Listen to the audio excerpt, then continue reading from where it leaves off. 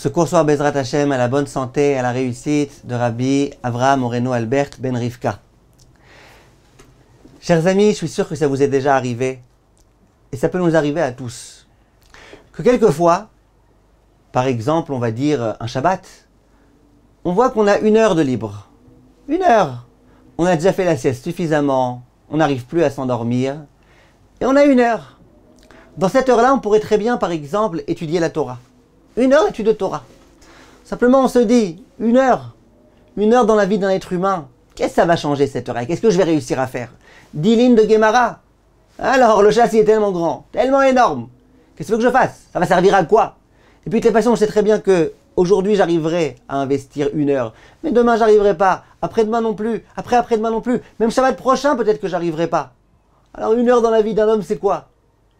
1 heure de Torah, qu'est-ce que ça va déjà tellement me permettre de progresser, de grandir? 1 heure? Qu'est-ce qu'il y a 1 heure?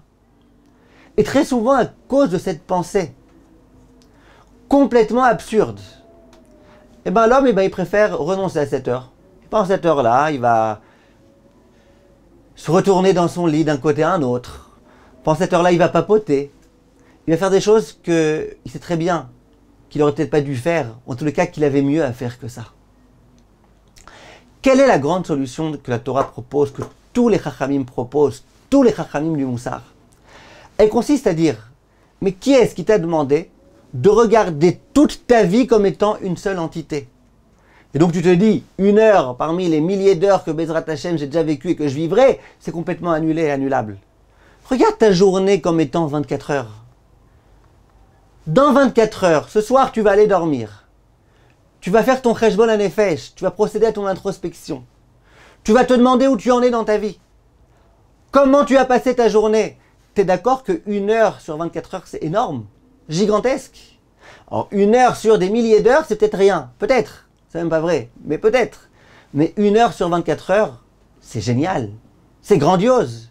Quand le soir tu vas t'endormir, tu vas être satisfait de toi-même. Tu as passé une journée dans laquelle 1 heure, 1/24e de ton temps, tu l'as consacré à l'étude de la Torah. C'est énorme. Apprenons, mes chers amis, à nous concentrer sur le présent. Si dans le présent, cette heure-là, c'est 1 heure d'éternité, c'est 1 heure dans laquelle tu fais ce que tu dois faire, 1 heure durant laquelle tu es heureux de savoir que tu fais ce que tu fais, tout est gagné. Et tu peux être heureux.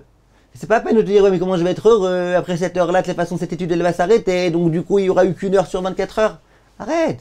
Tu fais maintenant ce qui est bien, ce qui te plaît, ce dont tu sais être la volonté d'Akadosh Baruch Hu, ce dont ta Neshama a besoin. Fais-le. Fais-le en étant heureux. Concentre-toi sur ton présent. Arrête de regarder sans arrêt le passé et le futur. Le présent, dans le présent, tu as 1 heure d'éternité. 1 heure durant laquelle tu ressembles au Raphaël Kanievski. Puisque pendant cette heure-là, tu étudies, lui aussi l'aurait étudié. Profite.